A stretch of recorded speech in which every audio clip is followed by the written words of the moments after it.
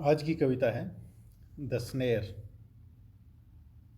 The snare is composed by James Stevens.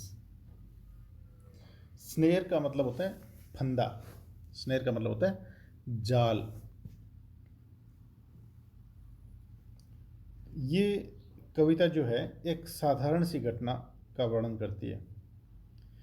ये कविता actual में बताती है कि कवि का हृदय कितना सिंपैथेटिक है, कितना हमदर्दी से भरा हुआ है, सहानुभूति से भरा हुआ है।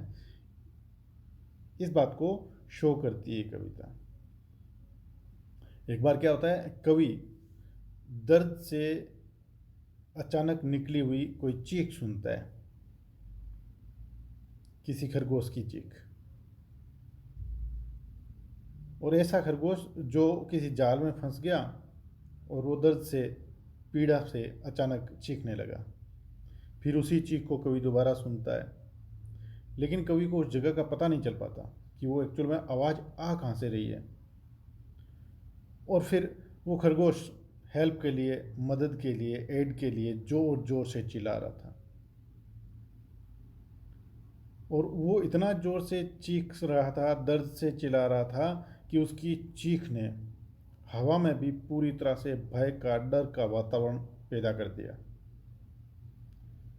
उस जगह में, उसके आसपास, उसके चारों ओर प्रत्येक छोटा पक्षी और जानवर सब डर से भर गया। कवि को वो खरगोश की चीख फिर सुनाई देती है, फिर सुनाई देती है।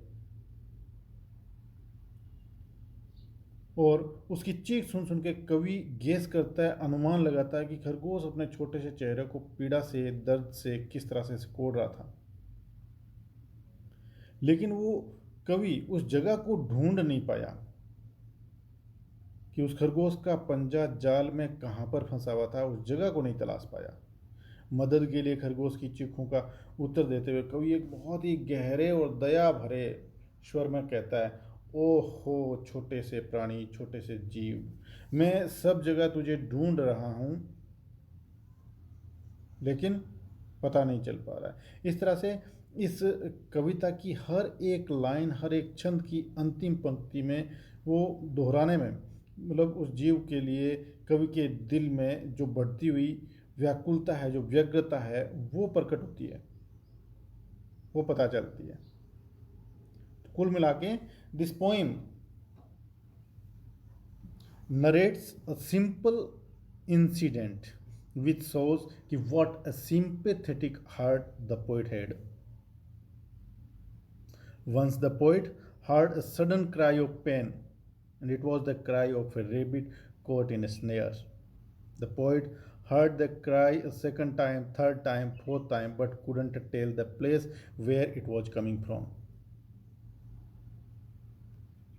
The rabbit was calling aloud for aid, for help. Its cry had filled the atmosphere with fear, and every little bird and animal around the place was filled with fear.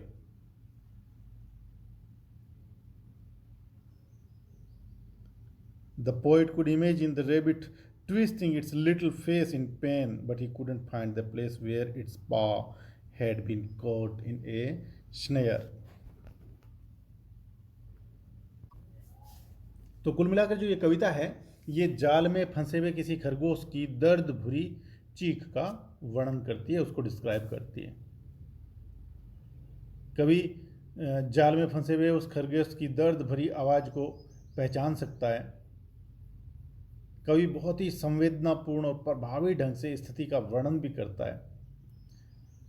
Poem का हर एक stanza और उस stanza की अंतिम पंक्ति जो है, last line जो है, वो अगले स्टेंजा के आरंभ में फिर रिपीट होती है।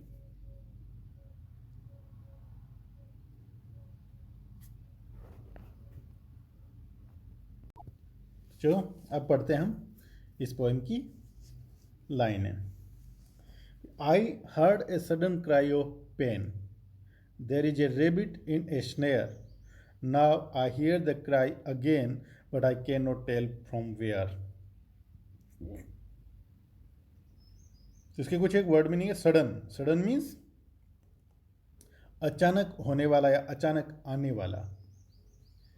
मेड और done quickly. Sudden, sudden means what? Made और डन क्विकली, अचानक आने वाला या अचानक होने वाला।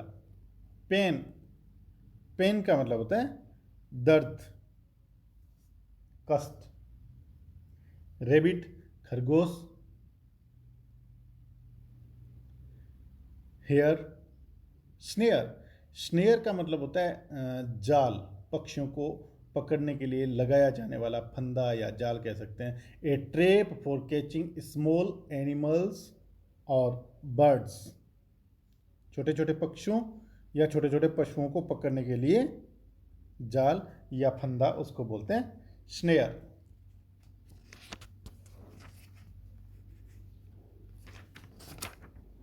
So I heard a sudden cry of pain. There is a rabbit in a snare. Now I hear the cry again, but I cannot tell from where. कभी कहता है कि मैं अचानक एक दर्द भरी चीख सुनता हूँ, जाल में एक खरगोश फंसा है, मैं अब फिर से उसको सुनता हूँ, लेकिन मैं ये बता नहीं सकता कि वो चीख की आवाज़ कहाँ से आ रही है। I heard a sudden cry of pain. There is a rabbit in a snare. Now I hear the cry again, but I cannot tell from where. These lines shows the poet's sensitivity towards animals. Suddenly the poet hears a painful cry of an animal and immediately recognizes that a rabbit is in distress. The rabbit is caught in a snare. Rabbit is trapped somewhere. The cry is heard again and again. The poet tries to locate where it is coming from, but he is quite unable to say where the cry is coming from. This shows his sense of pity for animals. He couldn't find the place where the rabbit was crying in pain. Understood? चलो आगे की line है, but I can not tell from where he is calling out for aid, crying on the frightened air, making everything afraid. Calling out, calling out का मतलब होता है पुकारना, बुलाना। Add, add का मतलब होता है मदद, हेल्प। फ्राइटन्ड, फ्राइटन्ड का मतलब होता है डरा हुआ, फुल ऑफ फियर। फ्राइटन का मतलब फुल ऑफ फियर। अफ्रेड, भयभीत। Crying on the frightened air, crying on the frightened air का मतलब ये चीखें पूरे वातावरण को भयभीत कर रही है। Crying on the frightened air means ये जो चीखें आ रही है उसकी दर्द से भरी हुई, वो पूरे वातावरण को भयभीत कर रही है। The cries have made even the atmosphere fearful. तो इसमें कभी कहता है but I can not tell from where he is calling out for aid, crying on the frightened air, making everything afraid. कभी कहता है कि मैं ये बता नहीं सकता कि वो खरगोश कहाँ से मदद के लिए पुकार रहा है, कहाँ से चिल्ला रहा है, कहाँ से एड के लिए कॉलिंग कर रहा है। ये चीखें पूरे वातावरण को भयभीत किए हुए हैं। Crying on the frightened air, making everything afraid, ये जो चीखें हैं ये पूरे वातावरण को भयभीत किए हुए हैं। One day, the poet heard a sudden cry of pain. He could judge it was the cry of a rabbit caught in a snare. The rabbit was crying for help, but the poet couldn't tell where the cry was coming from. The cries of the rabbit filled the air with fear all around. All the creatures around that place were filled with fear because of the crying of a rabbit trapped in a snare somewhere. Understood? Nice. आगे की line है, making everything afraid, wrinkling up his little face, and he cries again for aid, and I cannot find the place. Making everything afraid. Afraid means फिर से भयभीत, full of fear. Wrinkling का मतलब होता है दर्द से सिकुड़ा हुआ.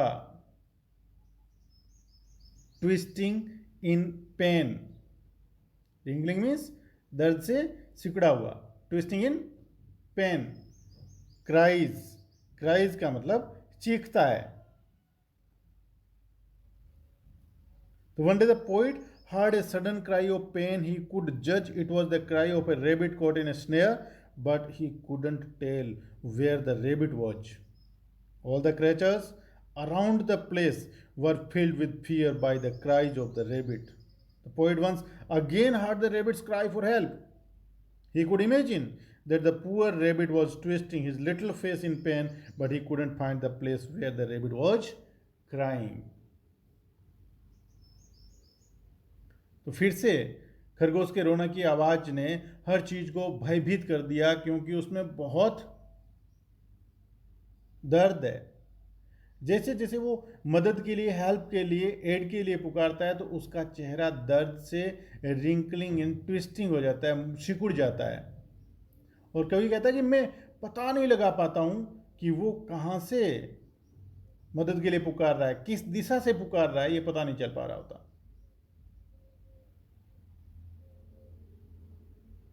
समझ आया? I think you have understood very well up to the lines. Last stanza. And I cannot find the place where his paw is in the snare. Little one, oh little one, I am searching everywhere. I cannot find the place where his paw is in the snare. paw का मतलब होता है पंजा, जानवर का, खरगोश का पंजा. स्नेयर का मतलब जाल, फंदा. और सर्चिंग का मतलब होता है ढूंढ रहा हूं, तलाश कर रहा हूं. Looking for. ऑलराइट. कवि कहता है, I can not find the place where his paw is in the snare. Little one, o little one, I am searching everywhere. कि मैं उस स्थान को नहीं ढूंढ पा रहा हूं जहां उसका पंजा जाल में फंसा हुआ है. मैं उस छोटे से प्राणी खरगोश को पुकारता हूं और उसे हर जगह ढूंढ रहा हूं. एवरीवेयर, सब जगह ढूंढ रहा हूं. But I couldn't find the place where it was.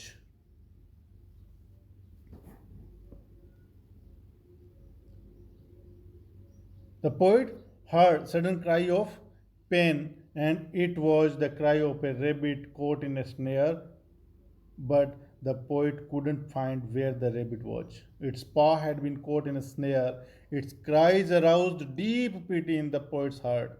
He grew so restless that he cried out, "Oh, little one, I am searching everywhere." अरे छोटे प्राणी, छोटे जीव, नन्हे जीव, मैं सब जगह ढूंढ रहा हूं, लेकिन मैं तलाश कर नहीं पा रहा.